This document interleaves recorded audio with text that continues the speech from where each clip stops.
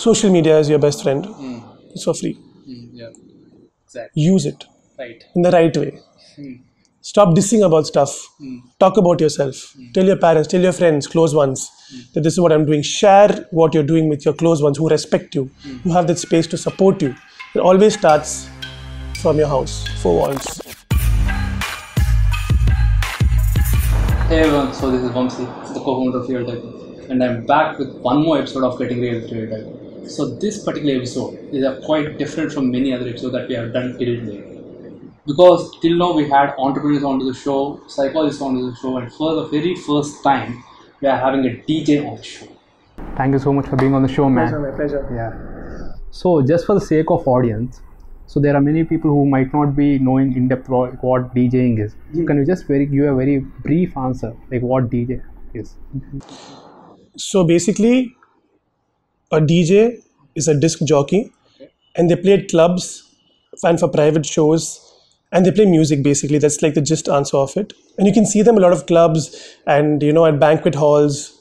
Basically, they're a part of the entertainment industry.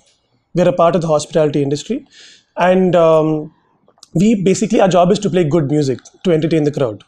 So I think a very small answer of what a DJ does, but there's a lot more to it when it comes to just an abbreviation of a DJ. Okay. So, see, you are in past. You are an analyst at Amazon. That's the first thing. Yeah. See, from being an analyst at Amazon, becoming a DJ doesn't correlate anywhere. That's true. I agree because it's a very funny story, but it's a very interesting one. According to me, it's very interesting because I've been a guitarist for a long time. That's how I got to know what music is at the first place. Everything's on trial error basis when it comes from school. So I started playing when I was in my 9th standard, to be precise. So I started learning the guitar from a couple of friends of mine from school. And that's how I got to know what a guitar is and what a bass guitar is and what a drum is and like everything like that. So, and eventually people always advise you saying that music is not everything, you can't live off playing music.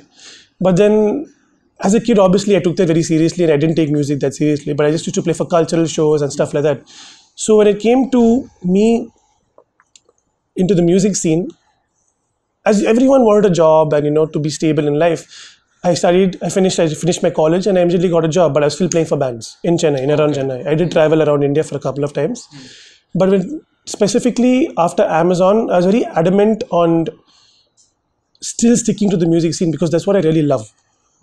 I tried not to because a lot of people around me would generally be like, dude, I don't think that is something what you can live off, pay your bills off, live a luxurious life. You can probably from a hand to mouth, from plate to the mouth. But I was like, still, I still want to do something. Maybe not completely do that 24 hours, but yes. So, I wanted to know where to go and learn. So actually, basically, I took a flight to Bombay. I joined a academy where they taught professional DJing, digital DJing, pioneer DJing with CDJs, with CDs to pen drives, to laptops, to everything. And to add on to that, I learned how to produce music.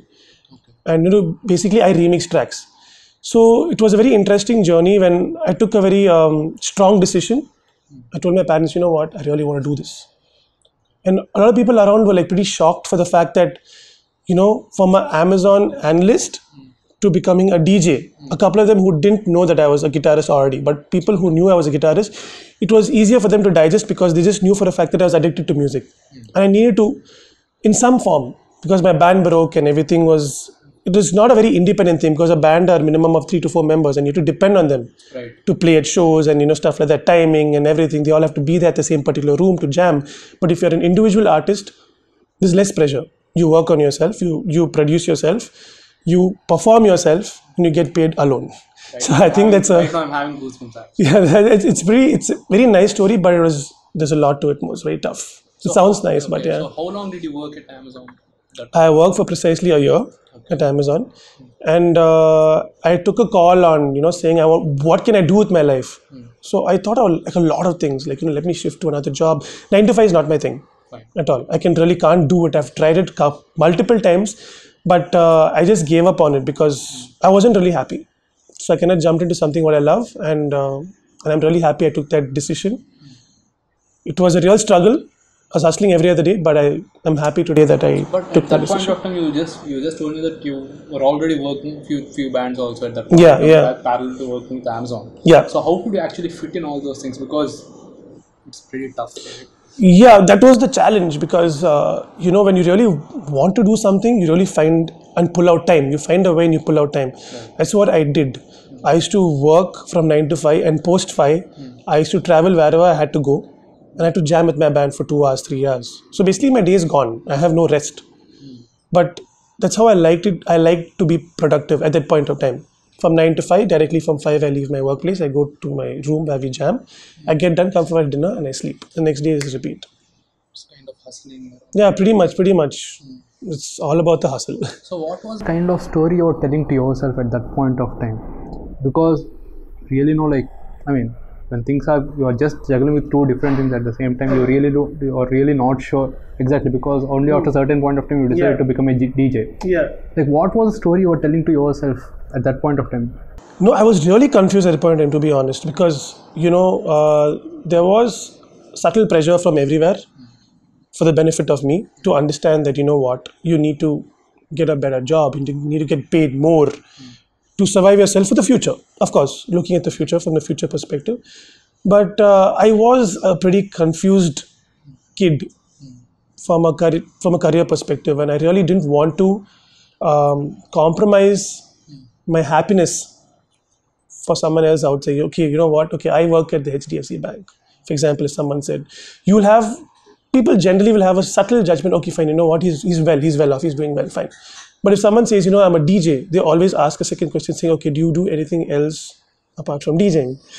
Because a person, I don't really blame them, because not everyone has the correct knowledge of how and what and how, when, why in a DJ's life, or let's say any musician's life for that matter. Let's not really talk about DJing. So it was pretty tough, but I just took a tough call, and I think it favored me. It took time. It took time to favor me, but today I think I'm, in God's grace, I'm doing pretty well, and I'm really happy and satisfied that I'm doing well. So how long did you take the particular course for DJing? The course was, I think, approximately for like 8 to 10 months. But it was in Bombay, so I'm from Chennai. So instead of me taking class one day and leaving another day, which was an off day, I just took it every other day. So instead of for 10 months, I finished in 6 months. Okay. To save my time, and I could come back and start working and create a foundation in Chennai and stuff like that. A few people knew me from the rock scene, from the guitar scene, from the band scene. But for DJing is a completely different sector altogether. You can't compare it to the band scene, because band music and DJing music is completely different. It's electronic music, and this is live music. DJing does have live, but still this is completely different. So just let's breaking down, like, how in the procedure of becoming a DJ. So in case someone actually wants to really become a DJ, what do you think is a systematic procedure they can follow, and also work on building their brand? What do you think? What procedure can they follow in general? See, I think you need to have a knack for music. Like for example, today if someone asks me about the real estate industry, I can answer, right? If someone talks to me about the steel industry, I really won't have much an idea about it. But I think music is, everybody listens to music generally. Right. Yeah. Let it be a lay person on the road, an auto guy, to probably any big shot. People do relate to music to some way or the other, but there's something more to it, because it has a strong song structure to it. So when it comes to DJing, it's completely different, but just listening to ease yourself, to ease your day, is completely different. But to get into the scene is what a person has to do is, I feel, you first start listening to a lot of music. Let it be jazz, let it be Bollywood, let it be Tamil for that matter, let it be Maharashtrian, anything. Listen to it, try to understand the similarity between different type of genres. There are a lot of similarities, only if you give that much of concentration to understanding. And if you understand, if you enjoy every beat, and if you understand, okay, like this, for example, an EDM song, then it goes up like so. That's a fair enough, understanding that every EDM song has a build up, has a drop, Right. it has a heavy beat, in lay terms, heavy beat, soft beat. So if you understand that as a layman, then it's easier to understand it in the future. Okay. So if people don't have a budget problem, you can start researching. what a song is. Okay. School near me, academy near me. We have pretty good academies in Chennai now, and they're coming up. For DJ. For DJing, yeah, there are quite a few interesting places where they do teach you. Everything comes with a cost, but I think learning should be done from the right person. Guidance is good. And I also do take a couple of classes for a couple of people to learn DJing. And, I've been taught. So for me, it's easier to explain to someone. If you ask me saying, how do I understand a song? So I'll have to explain to you like, okay, there's an intro, then there's an outro, then there's a pre-chorus, there's a chorus, there's a drop, there's a bridge, there's a lot of things in the structure. Okay. So there's more to it than just learning. So I would suggest a person to join a private class or a school where they're guided correctly. Because you save time. If you do your own research, it'll take probably a year to understand it correctly. Because when someone told me, it'll take a really long time to produce music. And I asked him how long, he'll be like 1 year. I'm like, dude, are you serious? It'll take 1 year to make music. He's like, yeah, man. For you to have that output, that punch in your songs, to understand the crowd, you have to give it in. You have to sacrifice it to give that much of time because people take it lightly. I didn't take it lightly when I wanted to become a DJ. I just took a flight to Bombay and I went to school and I understood. Then I had to start marketing for myself. That's another, story altogether. So if someone wants to really learn, go to a class, join a class. First do your own ground research. Try to learn something. If you're really zapped out and you're lost, go to a class, go to a school, study, learn patiently, and then come out and start marketing. When it comes to marketing, I think that's the most difficult thing. Yeah, that's what I really want to understand, because how did you market for yourself? There's a lot, dude, what I did for myself.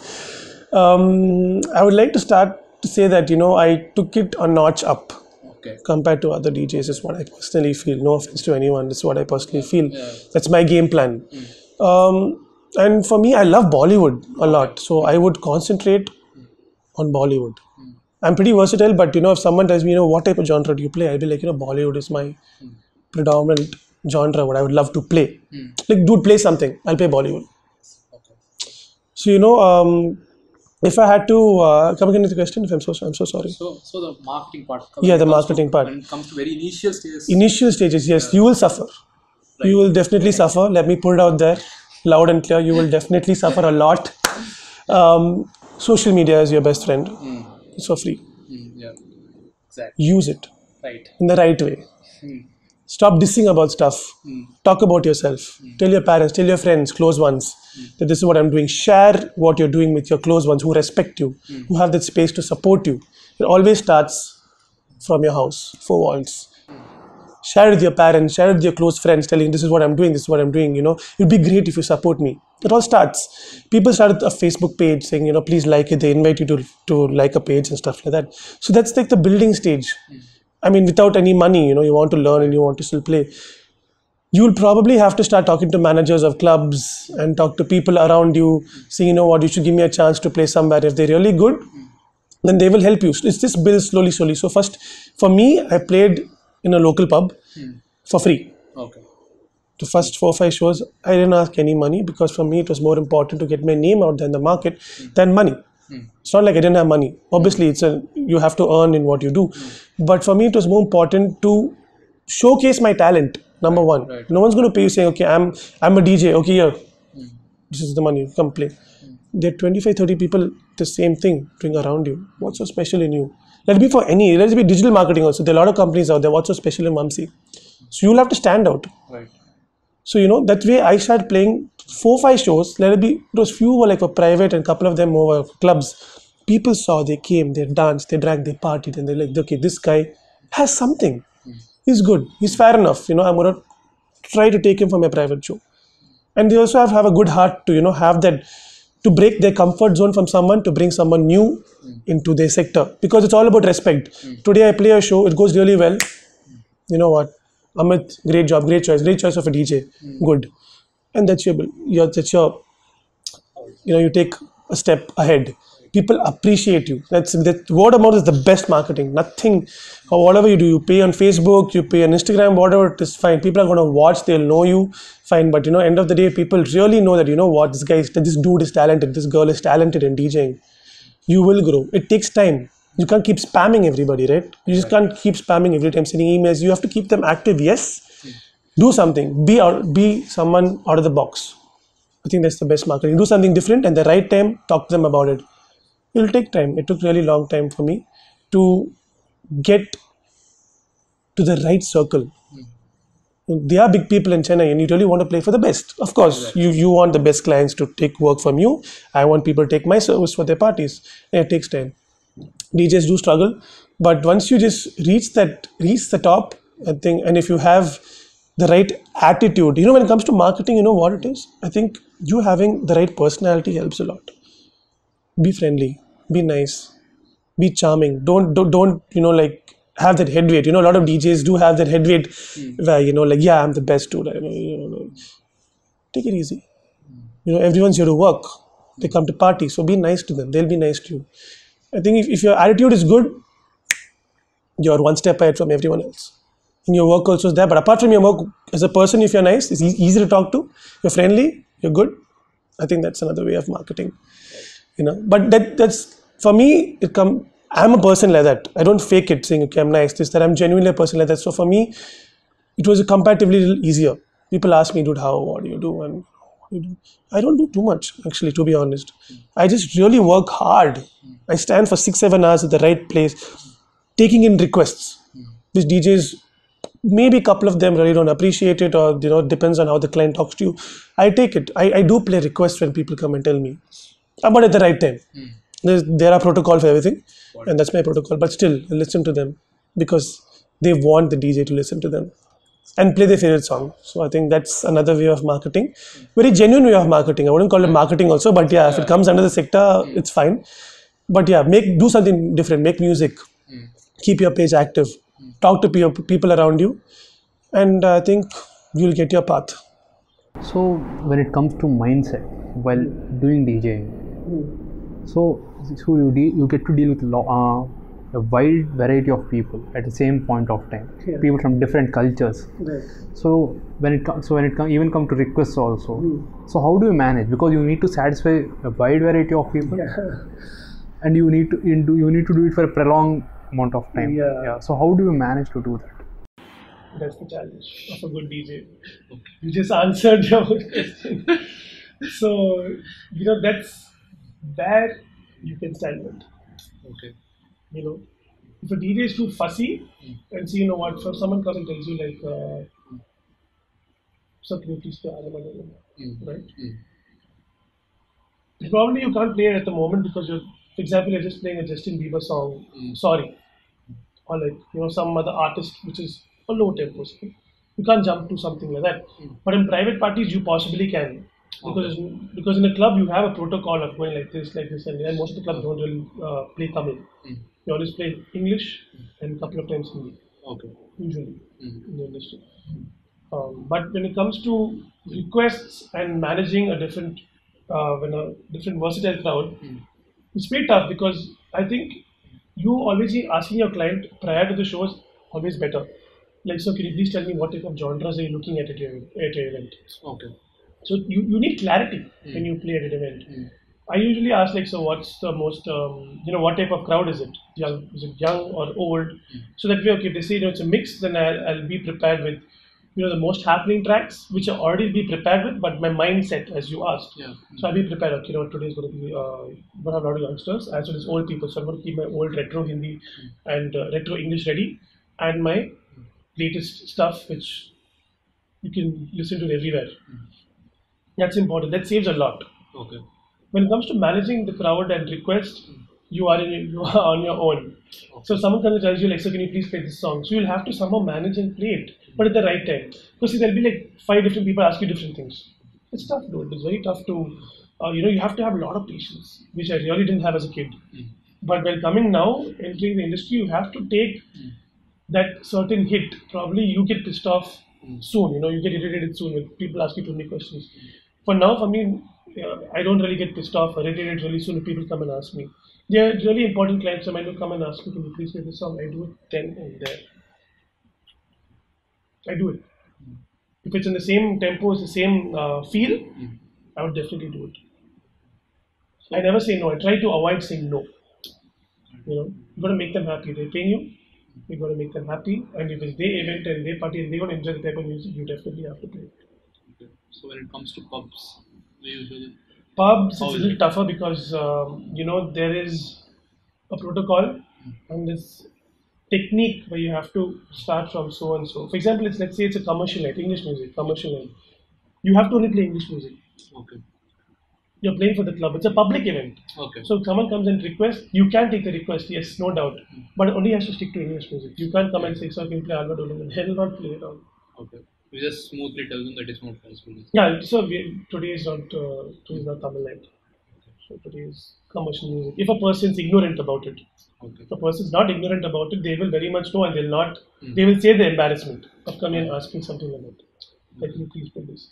Okay, fair enough. If they come and ask, it's a Bollywood night, can you please play Senorita? Or can you please play Kala Chashma, for example? That's up to you on how you manage it. But in the club, usually you go from tempo, from slow tempo. Technical way of answering is like from 80 BPM. BPM is beats per minute. Okay. So from 80 to 85, 90, 91, 92, whatever it is, it keeps going up to 128, 126, 128, 130. Bollywood is usually 130. Okay. So when you keep going at that speed, so in the process you can fit in a track. Yeah. But if suddenly you're playing something else and you're suddenly asking for a lower song, it's really tough to drop down to that level because the whole ambience and the feel and the the energy in the room will completely change. So clubs, they're not too friendly about it. If it's possible, they do it willingly. If not, let me talk about me. I'm not going to talk about someone else. If I can really shift from that to that, depending on the situation, I will do it. If not, it'll be tough for me to shift suddenly like that. Because private and clubs are completely different. The job is the same. Yeah. But the liberty of you doing something like that is not possible. You have to keep the tempo up and keep the crowd going. But usually when it comes to pubs, not too many requests come. Because if you're already doing your job, it's a commercial night, people know what they're coming in for. Okay. In a private show, they have a little bit more liberty. So what, can you please play Punjabi right now? So I'll be playing something else. But I can because the crowd already is Punjabi, Bollywood, I play the famous one and they really like it, they enjoy it, and somehow I bring it back up. That's the challenge, you should really satisfy the client and you should do what, pleases them, but at the same time, don't go away from the technique. There is DJ mixing when they say mixing. You got to mix in the right way. It should sound nice, not abrupt, like this stop and play. It's never like a stop and play. It's a lot more to it. A lot of effects are there, a lot of way of breaking it down as well. So I think that's something to learn in the process of learning how to become a DJ. That's the real task. See, I get pissed off whenever people say eating is cut and paste. Yeah. See, you also you know what it is from right. the field where you come from. So cut and paste scenarios are not the right way to DJ. Right. You never do that. It's not the way to DJ, or it's not the way for anything. Right. That shows your how much of knowledge you have if you cut and paste. But in certain situations, there's a lot of pressure from the client. They come and tell you, I want this song right now. You can't help it. It comes from the private show. You have to do it. And if the situation is as such, and there's no other way out, then few people do it. It's fine. No one's going to come and technically drain you. But in a pub, there's a lot of people listening to you. You have to mix correctly. Private also have to mix correctly, but here and there you have to compromise a little bit because of the clients, they want it and they want it right now. So a little bit here and there is okay. So when it comes to a pub, an average, then how many people do in general, come into a pub? So it depends on how big the pub is, but generally we're talking about Chennai, the city. It's not a very big city from the music industry scene. We have, I don't know if my number is going to be right, but approximately we do have 1,500, 2,000, 3,000 people. Maybe I may put a figure which is more or less. Okay. But you can see a lot of familiar faces if you keep going pubbing regularly. Okay. And the more you go, the more you do something, you just know it better. So people are going to come and ask you unnecessary questions. So there are around maybe 2,000 people who go out clubbing in Chennai every other week. So as I keep going, I keep seeing a lot of same people around. So, yeah. So when it comes to the kind of lifestyle that a DJ goes through. So for a normal working class, it's like they do. Generally they go to pubs during weekends and something of that sort. Yeah. But when it comes to DJ, what kind of lifestyle do you transform into? The exact opposite. Literally. Yeah. So you'll probably see me peak time traveling to ECR for a private show at 5 o'clock in the evening. But you'll be going home, I'll be going for work. It's like that. We live the opposite life. Our work starts when your work ends. Like, for us it starts like that. So probably from a lifestyle of an average DJ, let's talk about two type of DJs. One DJ is only who does DJing for a living. Another DJ who has a daytime job also. Because that's really important. Yeah, right. For a normal DJ who only DJs for a living, or resident DJ or anything as such, he gets back home. He starts his day from, he leaves his place from 6 o'clock, 5 o'clock, depending on where he has to go. And the whole night he's working. He's working till 12 or 1 or 2, depending on the pub. Certain pubs shut at 11, certain pubs shut at 12, certain pubs do shut at 3 in the morning. Okay. And there are certain, very few pubs in Chennai which run till 5 in the morning as well. Yeah, so there are people who are working. When you're like going for a jog, you'll be like, you probably see in the pub there's a DJ playing from outside. If you can hear, there's still a guy working who's been working from 9 in the night till 5 in the morning. There are DJs who work like that, and they work really hard. So the lifestyle is the exact opposite. They sleep really late and they get up really late. They probably skip their breakfast. I've skipped my breakfast a lot, which is not good at all. Right. But yeah, that's a DJ when it comes to a regular DJ. But there's a lot of DJs who don't only live off DJing. For example, me, I don't only DJ, but that's my first important job. But I work with my dad. I do real estate with my dad. So in the morning I wake up, I hit the gym. Then I work with my dad. When I had the liberty to have the time to, apart from my own meetings, I do work with my dad in real estate. Then I get back to the evening when I get off from work at 5 or 6. If I have a show, I go a little early.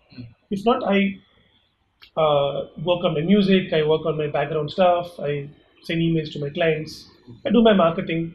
So for me, it's more of a very busy day compared to a normal DJ.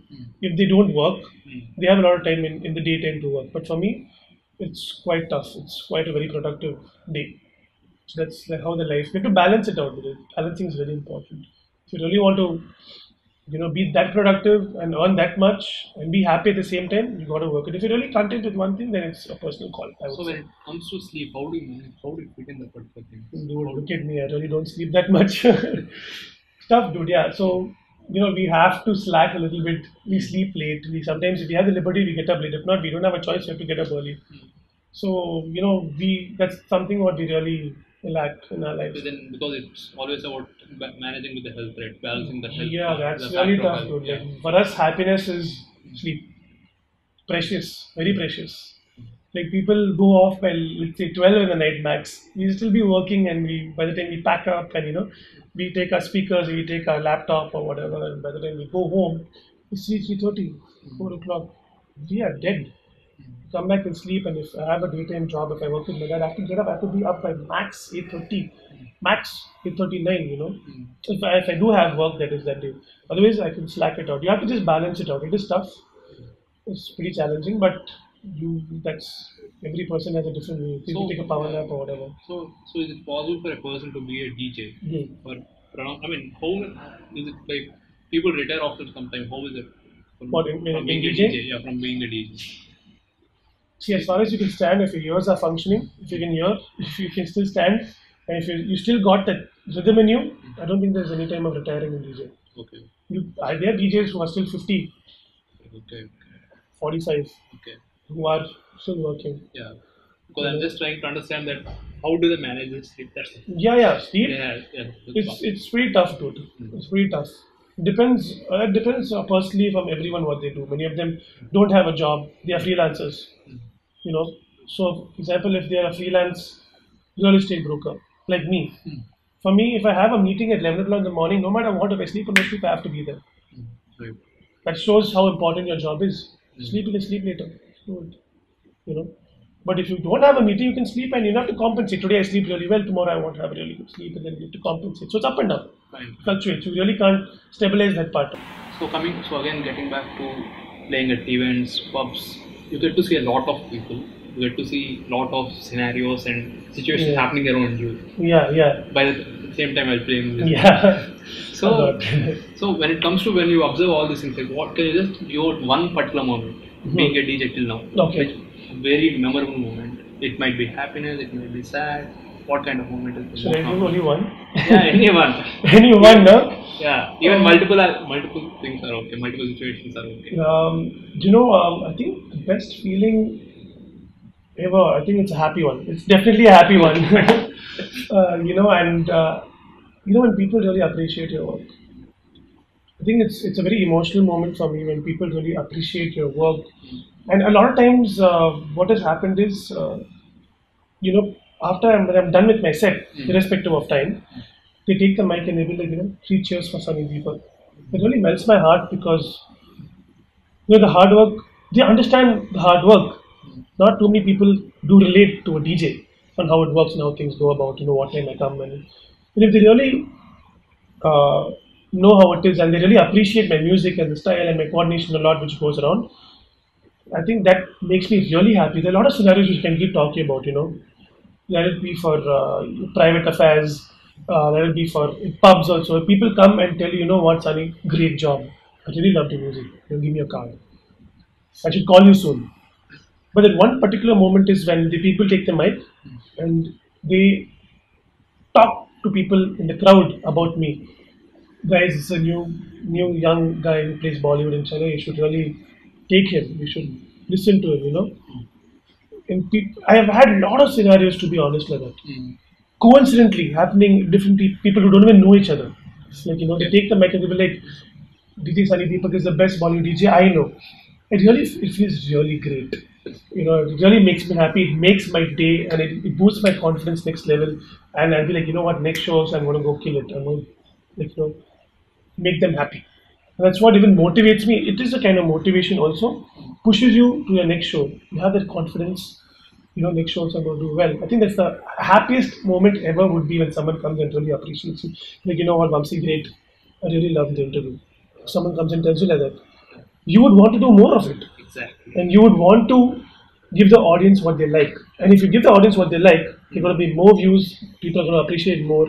I think that's the best thing. That's the best feeling ever. So do it right. And if they appreciate you, please welcome it. Take it in a positive way. And if they criticize you also ever for something, take it as a feedback and you know best what to do with it and how to go about it. I think that's the best moment ever when people appreciate my work.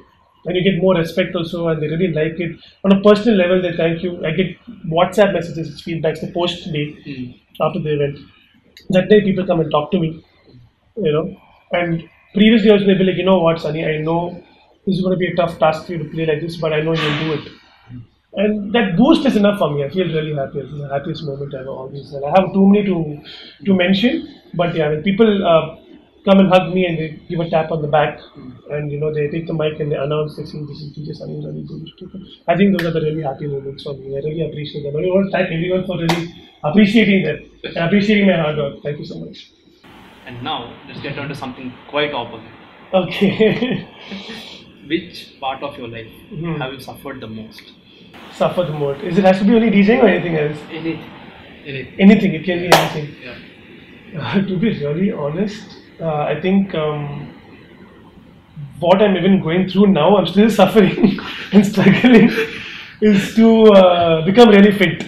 Okay. From obviously while DJing, you eat out a lot, you drink out a lot, you are around amazing food, amazing drinks, very abrupt timings. Yeah. So to manage being a DJ and to be fit at the same time is super tough, dude. It's like the most challenging thing from a lifestyle perspective, So for that, I think to struggle, when it comes to struggling, you gotta pull out some time for fitness. And I'm struggling right now because I was really heavy in the past 2017, and I'm still struggling to reach that particular goal. Obviously, my intention is something completely different from a normal healthy person. I want to get like like a six-pack or something like that. But I think that is the real struggle. For me, I'm struggling a lot when it comes to fitness. I'm taking it like next level serious. I stopped whatever habits I had, like eating out, junk food. I think that was the most, the bad habit I had compared to everything. See, I'm not an alcoholic or something. I do drink, I do have my fun part of it. But when it comes to food, I love food too.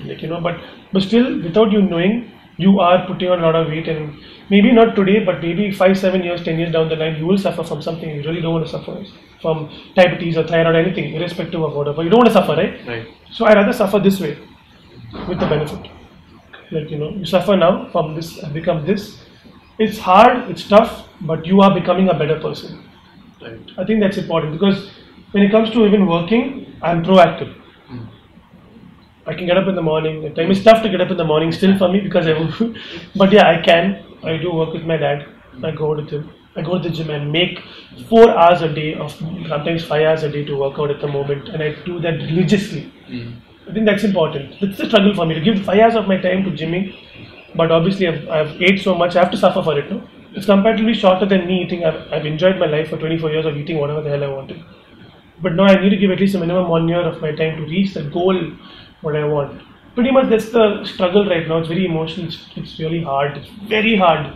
I think it's comparatively way harder than becoming a DJ also. But when it comes to social gatherings, yeah, you need to some. You need to. I'm very strict. I don't. You don't. I don't.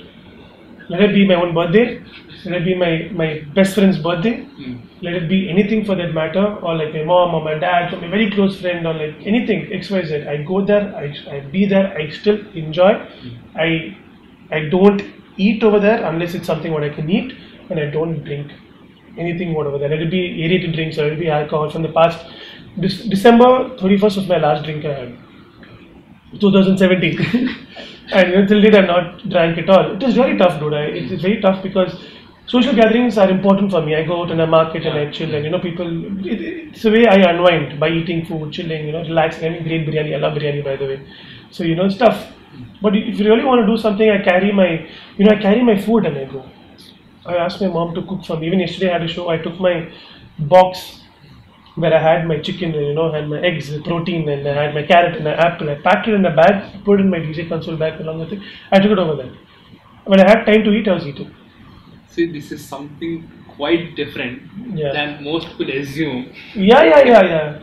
I've seen people catch me also while eating like that. Like if like they're doing a dance or something, I'll quickly have 1-2 bites and I keep it back. But people understand, and it's very tough. But you have to do what you have to do. You gotta do what you gotta do. If you really want to reach somewhere, do it. That's it. So, who comes to your mind when you listen to the word successful? See, a lot of people do. It depends on It can be even a writer, for example. It can be even a musician, for example. It can be an actor also. But I think for me, definition of success is more deeper than a person. I think if an individual really does or something what they really love, I think that's success. You have chosen to become a DJ. You've chosen to become a model. You've chosen to become a makeup artist. It's scary to do out of the box. Maybe society is not, like, hey, dude, what is he doing? Like, why is she becoming a artist? It's not stable and stuff like that. But I think when you put your mindset, more than your mindset, your heart and your soul to your work, you will grow in it. And if you really take that step and make sure you reach your stability in that, and forget about showing the world, show yourself that you can do it, I think you're successful. You need to push yourself, believe in yourself, believe, keep believing that you are good. But don't be overconfident at the same time. Believe, learn. There's a lot of room to learn. The more you learn, the more you take criticism in a positive way, move on, learn, move on, keep moving on, and never give up. I think you are in the path of being successful. And let's talk about belief systems. Belief systems. Okay. So belief systems. So whatever we do, so the story which we keep telling on the back of our mind, and the belief what we believe as if it's very strongly. Yeah. That's what drives us. Yeah, definitely. So when it comes to your belief systems, what is that one particular belief that most people call you insane? Belief, following my passion. People be like, dude, what are you doing, DJ? You're mad. Get a real job. Get a real job is what they say. At least they used to say it, not anymore. Okay. Used to say like, you should really get a real job to. It's not going to feed you enough. It's not going to feed you. Get a real job. I think it's insane when people go against the society. I want to become a painter. People will be like, are you mad? Are you going to really? Do you think you're going to go that level? People will start judging you. Like you're going to. A couple of them, Right. Not generalizing everyone. Yeah. But you're like, dude, you can't really, you're going to become that big. Are you going to still live that? You're going to pay all the expenses by becoming a painter. But people will call you insane. For me also it was like that. Let it be my own family members. Obviously, because they care about you, right? People, it depends on who you're talking about. But, generally people do care about you, your friends, your family. They will give you suggestions on it. But believe on what you feel is right. Take that strong decision. It can be a very emotional, very emotional decision for you. So, for example, a girl's like, I want to become a makeup artist. That's what I want to do. I don't want to work. So people will not probably support you. But when you probably become better and better and they know that you are a really great artist, they will support you. But still, you should always believe in yourself. Let them call you sane or insane. If you're happy, if you're earning enough, and if you're happy and satisfied with what you're doing, you don't bother if they call you sane or insane. So just before getting into the last question, Yeah. so where can people actually find you? People can find me on Facebook, on Snapchat, Instagram. Instagram is a great forum to find me. Facebook also is a really good forum. I have a website also. It's www.djsunny.com. You can find my, like my pictures, my videos, my music, whatever I've been doing. Probably this interview also will be on my website. So, yeah, Facebook, like a lot of social media. You can just Google me, DJ Sunny Deepak channel, and you'll find me. I think that's the easiest way. Yeah. So coming to the last question. Yeah. What are you obsessed with? Obsessed is a really big word, but at least currently at the moment, I'm obsessed with becoming fit. Definitely. At least I would like to say right now, obsessed to become fit. And my obsession would be I'm hungry for more work. I'm hungry to play for bigger people. I'm hungry to learn more. I'm pretty obsessed with learning new things, making new songs, remixing of new songs, and obsessed with getting more work. I think that's my obsession right now. So when it comes to DJing and music, so how does the level increase? I'll try to put it in more simple. So if you take any job, it's a kind of promotion which keeps on increasing, and if at all you take digital marketing, it's kind of putting out the creative level. I mean, increasing the level of creativity. Like, how do you measure the kind? How do you up your game? Exactly. How do you up your game? Up your game again comes on a marketing perspective. Give quality. See, there are a lot of DJs out there. There are a lot of digital marketing companies out there. I think never compromise on quality. When you compromise on quality, is you can't up your game. There you stop. And another thing, what I really feel is super important is human rate. Be down to earth. Be nice. Be honest. I think that will take you to places. That will definitely up your game. 100%. Quality and attitude, personality will up your game.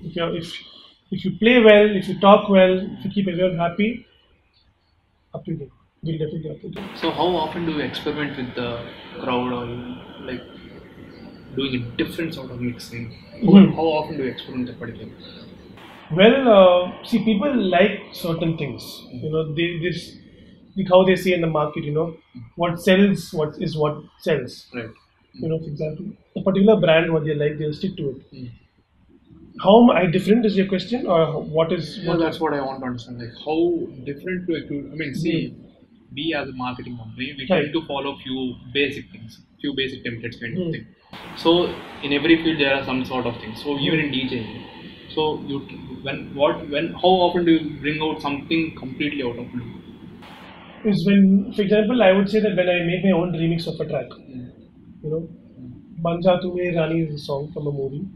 I remix that track, so that shows, it portrays my creativity and how it is.